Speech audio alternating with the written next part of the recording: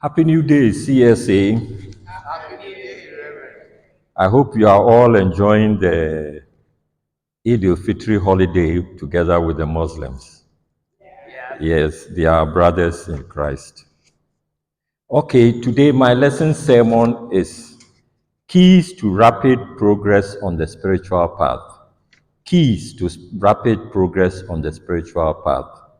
Like I was telling Reverend this morning, it's an old lesson sermon, but one we need to be reminded of from time to time.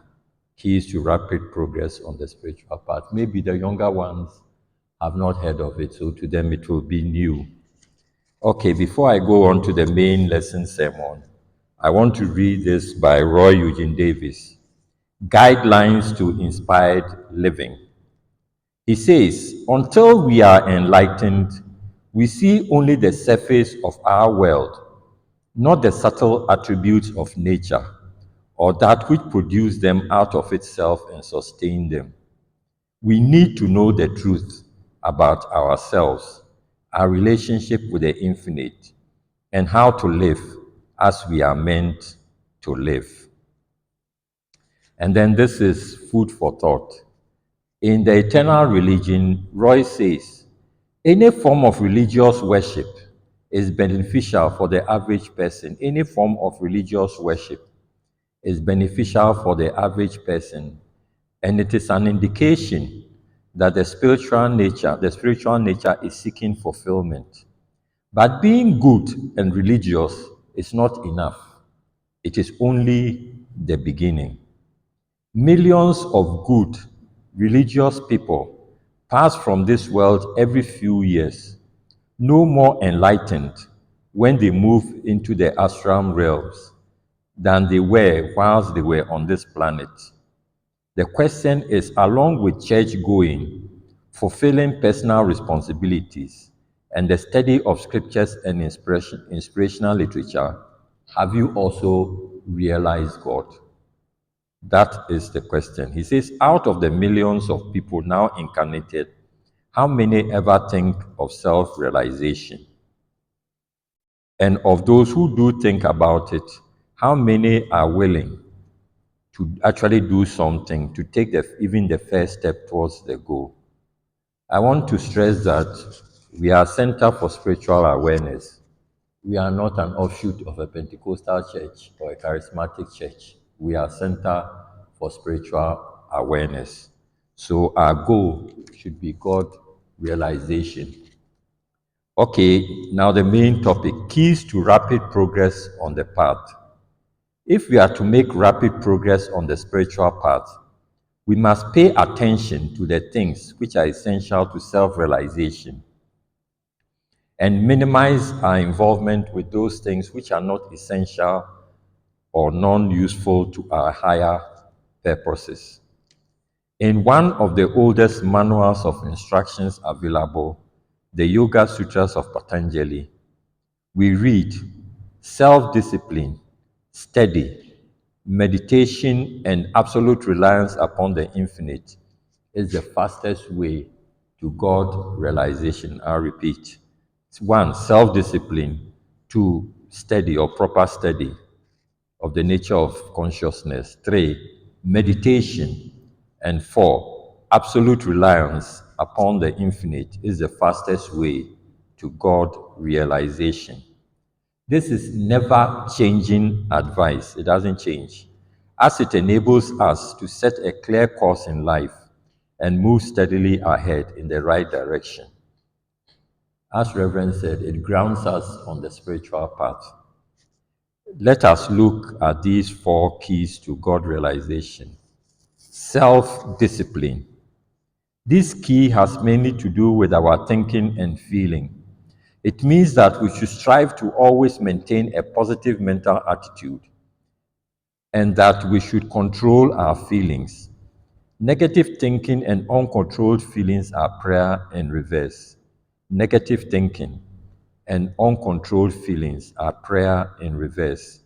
Our usual state of consciousness is the result of what we continually think and feel.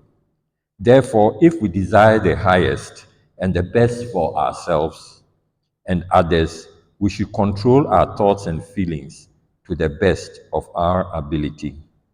We can do this by regular meditation, by reading inspirational literature, and by associating as far as possible with people who are constructive and positive in their outlook on life.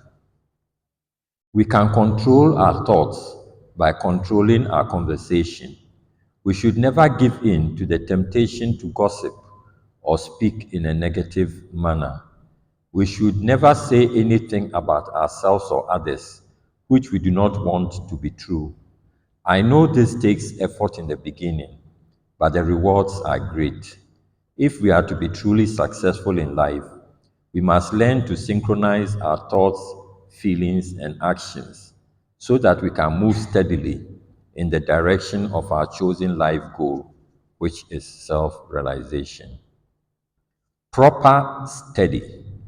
Proper study for the student on the spiritual path is regular reading, if only a few paragraphs each day, of one of the world scriptures or a book written by an enlightened person. As we read this material, we are reminded of our basic nature and the true goal of life, and dormant soul memories are awakened and come to the surface of our consciousness. True students should read the New Testament, the Bhagavad Gita, and any world scripture which proves inspiring to them. I also recommend, besides my books, the writings of Joel Goldsmith, Neville, Unity and the Science of Mind, and also Paramahansa Yogananda's book, Autobiography of a Yogi. There are many so-called inspirational books on the market. The question is, do they awaken or do they merely confuse?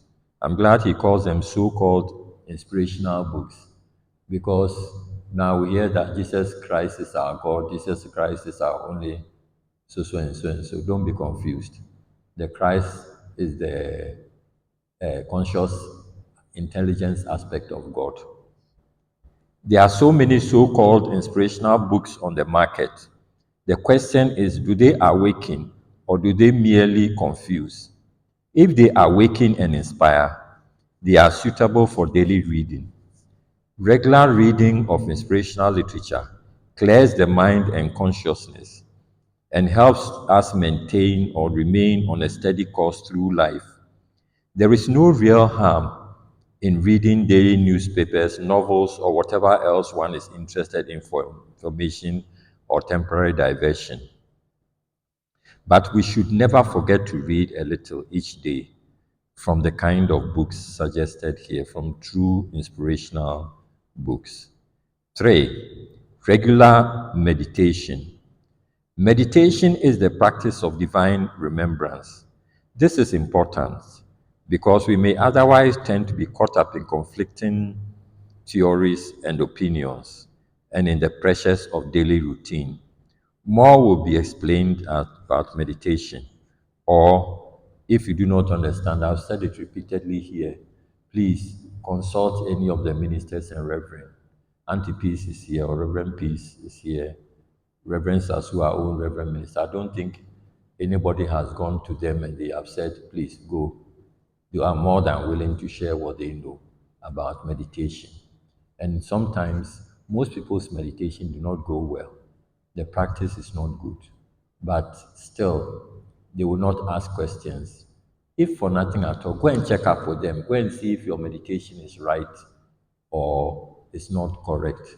So please do that. 4. Absolute reliance upon the infinite. This means that at every moment of the day and in every situation, we should remember that the infinite is working through and as us in all activities. This attitude reminds us that we are not alone in this world and there is an intelligence governing the affairs of men at all times. As we learn through practice to rely upon the infinite, we find that our intuition awakens. We are expectant and responsive. We are lifted out of the humdrum of round of activity and move consciously into the awareness of eternal life. Remember the motto of CSA, there's an intelligent power that runs this universe, and we can learn to cooperate with it. So always remember that there's an intelligent power that runs this universe.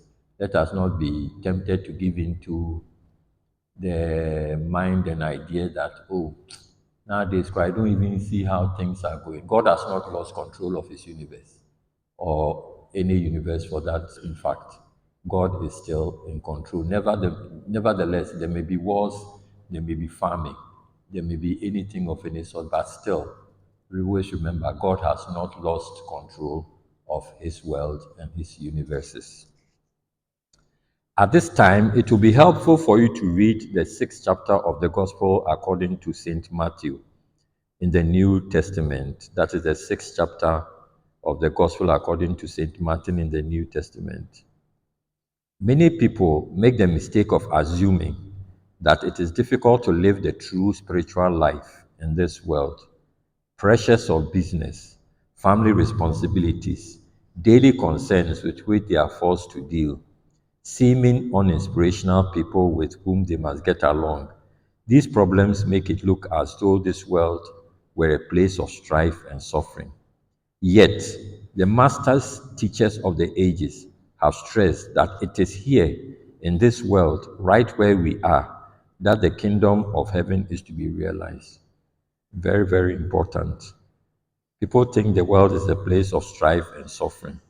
Yet still, the master teachers of the ages have stressed that it is right here in this world, right where we are, that the kingdom of heaven is to be realized. At every turn, we have the opportunity to see through the appearances of this world, straight into the real world, the kingdom of reality, where everything is bright and fulfillment is the order of things. Remember when Reverend finishes the meditation, he says, divine, our lives are in divine order, or divine order rules our lives. At every turn, we have the opportunity to see through the appearances of this world straight into the real world, the world of reality, where everything is bright and fulfillment is the order of things. We are attuned to the world of conflicting viewpoints when our attention flows constantly in an outward direction. And this is the major source of pain for human beings. Roy has said it all. He says that our attention flows constantly out. So that is why in meditation you reverse the flow and bring your attention back to within. Those who are identified with nature are not able to comprehend the reality of God, and their attention flows outward. They feel that happiness will be theirs as a result of their successful attainment of material goals and possessions, or the satisfaction of human wants and urges. Temporary satisfaction is gained as a result of fulfilling desires, which lead to comfort, security, and sensory pleasure. But real lasting happiness comes only when we are able to turn our attention within and realize the source of all that appears in our everyday world. When we are firmly in tune with the infinite and we clearly see the truth that outer circumstances are but the reflections of inner mental images, we can live in this world without attachment and with great freedom of expression. Now, coming back to material goals, possessions, and temporary satisfaction, please remember that in the end, when death comes, there's nothing you can take away. That doesn't mean that you shouldn't strive to be comfortable, but that means don't be attached to possessions or so many things which are will be turned unnecessary. If you go through the lives of masters and all that, you find that the least of their troubles is money and all that, because the goal of life is God and self realization. Herein lies our real security. When we are confronted daily with news of intrigue, national and international. When we read of wars and rumors of wars, race conflicts, potential world economic crisis, prophecies of natural disasters, and cataclysmic events to come, we may wonder, is there a possibility of our being secure in such a world? Yet every great religious leader has affirmed that there is a way to have inner peace, regardless of what takes place in our outer world. The way is to learn to be anchored always in God and to move through this world as a self realized soul. There is no other way. He says that every great religious leader has affirmed that there is a way to have inner peace, regardless of what takes place in our outer world. The way is to learn to be anchored always in God and to move through this world as a self realized soul. There is no other way. Established in this consciousness, come what may, you cannot be harmed. You'll be unmoved, while others around you will be fearful, confused, tense, and unhappy. And I remember a saying by Paramahansa Yogananda that you can stand, when you are self realized or God realized, you can stand unshaken amidst the crash of breaking wells. You will not be moved. God is your anchor.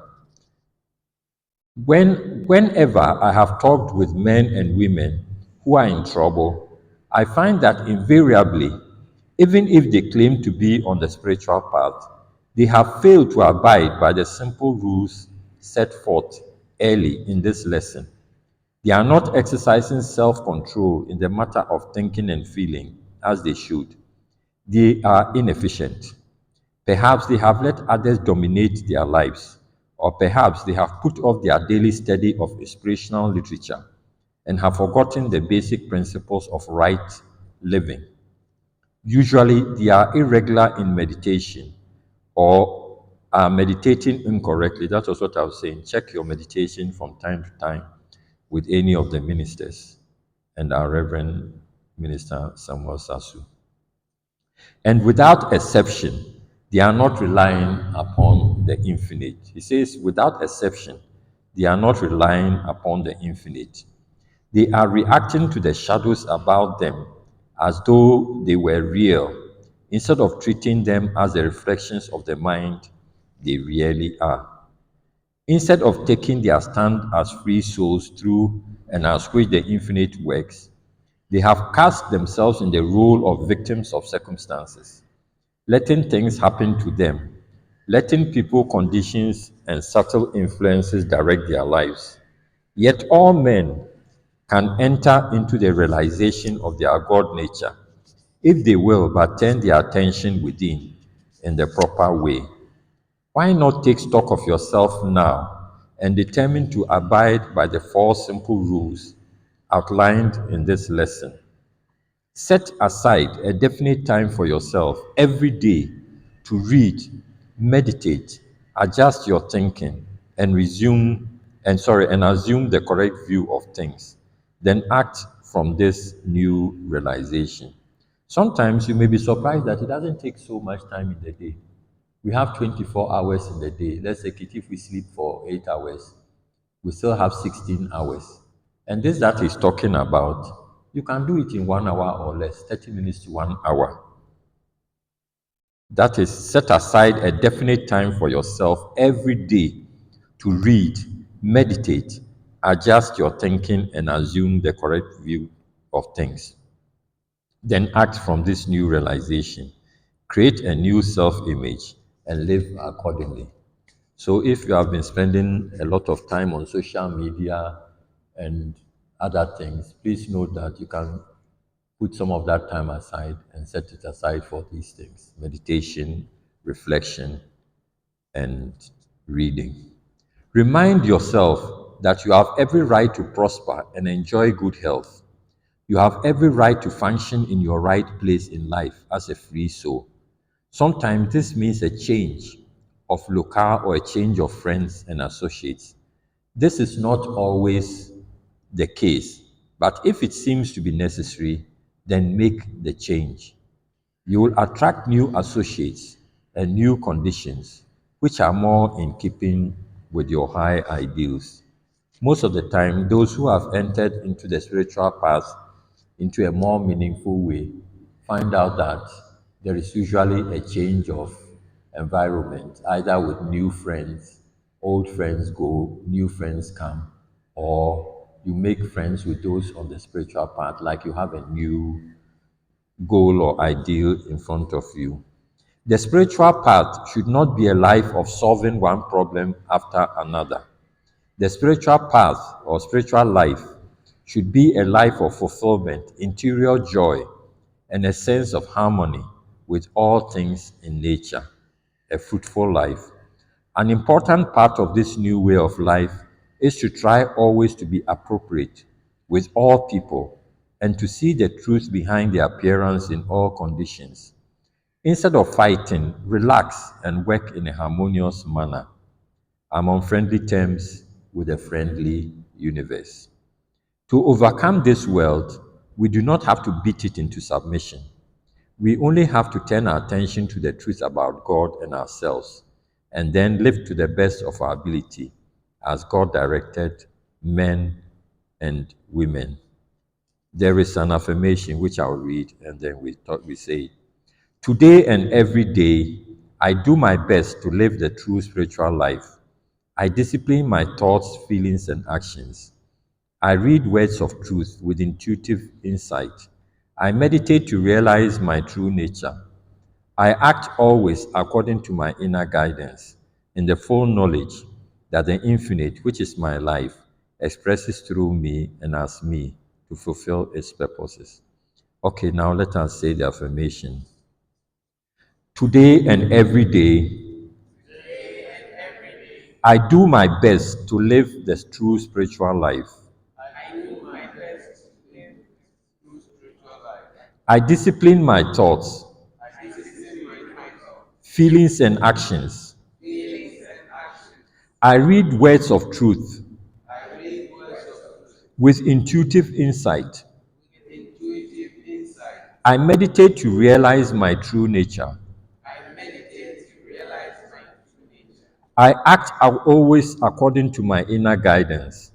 I I act act always according to my inner guidance, in the full knowledge that the infinite, in the full knowledge that the infinite, which is my life, which is my life, expresses through me expresses through me and as me and as me to fulfill its purposes. fulfill its purpose. Thank you very much.